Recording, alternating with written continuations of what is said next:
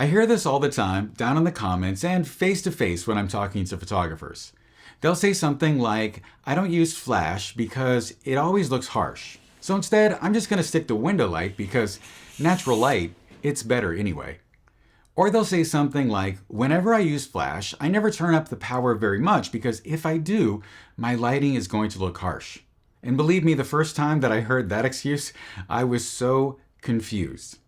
What's happening is that these photographers aren't getting the results that they wanted, and so rather than realize that or admit that they're making a mistake, and then figure out the right way to do things, they just blame flash altogether and then try to claim that using natural light is somehow superior. So the reason why your lighting looks harsh is usually because you're making one of four mistakes.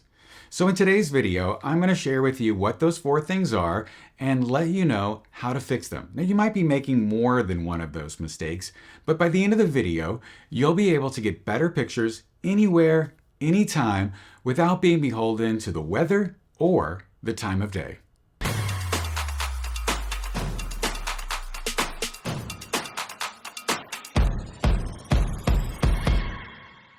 Harsh is one of those phrases that people say about lighting that really drives me crazy, because it's just shorthand for it doesn't look how I want it. Usually what they mean is that they ended up with hard light when they were trying to get soft light. Meanwhile, there are tons of photographers who want hard light and use it all the time on purpose. So let's walk through four specific fixable things that might be happening in your setup that are making you say that your lighting is harsh. The first reason why you're saying that your light is harsh is because it's too close. Both of these images were shot with the same light in the same 21 centimeter or 8.3 inch reflector with the same camera settings, but the light's power was adjusted so we got a proper exposure in both photos. In the first image, the light is 0.3 meters or 1 foot away from Josh, and in the second image, the light is 1 meter or about 3 feet away. That change alone made a huge difference. When the light is really close, it falls off rapidly, and you don't even light up the whole frame. This is because of something called the inverse square law, and you can learn a lot more about it if you click on this link up here.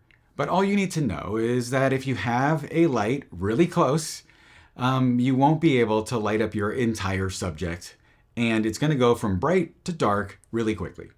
To fix it, just pull your light back a little bit and make sure that you're getting the coverage that you need. When you do so, you're going to have to turn it up just a little bit in order to compensate for that increased distance, but you'll be able to fix the problem where the light falls off really rapidly pretty quickly. The second reason why your light looks harsh is that it might be too small. Here are two modifiers at the same distance, 0.5 meters or 20 inches. The same 21 centimeter reflector that we used earlier is on the left, and the image on the right was lit with a giant softbox, my 190 centimeter Elinchrom indirect octabox. The small source creates sharp transitions and a lot more shadow definition. The larger source lights up more of the subject, and the shadows have a much softer edge. Now remember, we had our light the same distance away, but we used two different modifiers and we got really different results. And the reason why is that there's a general principle in photography or lighting that states that the larger the light source is relative to the subject, the softer the light will be. Now, what does that mean? Well, I like to put it a lot more simply. So just imagine that you are the person being photographed. And just imagine that you see a light source in your field of view. The bigger it looks to you, the softer the light will be. The smaller it looks to you, the harder the light will be.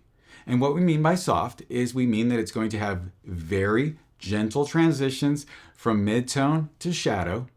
And when we say hard, it's going to have very abrupt and sharp transitions from midtone to shadow. And it's also going to be a lot more higher contrast, and those highlights will be a little more elevated. So if you are getting hard light and you didn't want hard light and you think that looks harsh, it's not because flash is harsh, it's because your light source is too small. So go ahead and fix it by choosing a different modifier or moving it closer to your subject. The third reason why your light looks harsh is that you've overexposed the photo.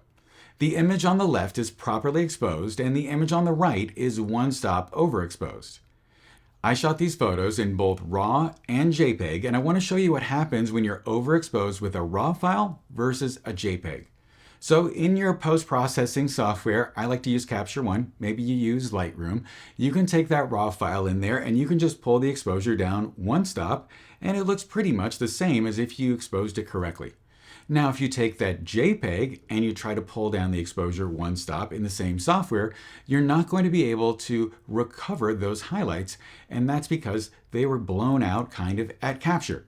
So this is a great example of why you want to shoot RAW if you can and not work with JPEGs. Also, it just goes to show you that if your lighting looks harsh, it might be because you're overexposed, so just try to correct it by changing your settings or dialing down your light. If this is making sense to you and you want to go deeper, I made a free intro to lighting guide that covers the most important things new photographers get wrong about lighting. It's full of diagrams, examples, and tips that you can apply right away, and you can get it for free just by clicking on the link in the description. And while you're down there, don't forget to like, subscribe, and sign up for the bell. The fourth reason why your lighting looks harsh, and this one surprises people, is what happens when you turn up the power of your flash. At lower power settings, you might still be getting some help from the ambient light in the room.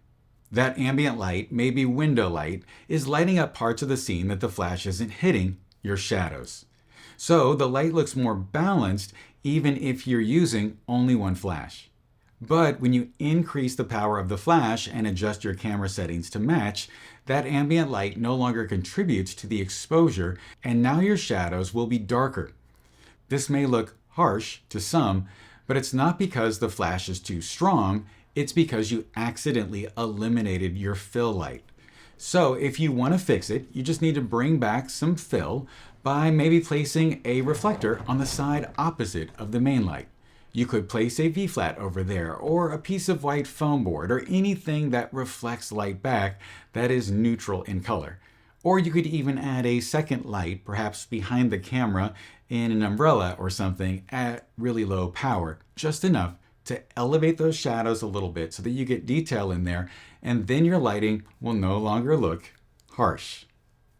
So here's the main takeaway. Harsh isn't a helpful word. It doesn't diagnose anything. Instead, ask yourself, is the light too close? Is the light too small? Am I overexposed? Did I eliminate the ambient fill? If you run through those questions every time that your lighting looks harsh, you'll fix what's wrong and your lighting will improve.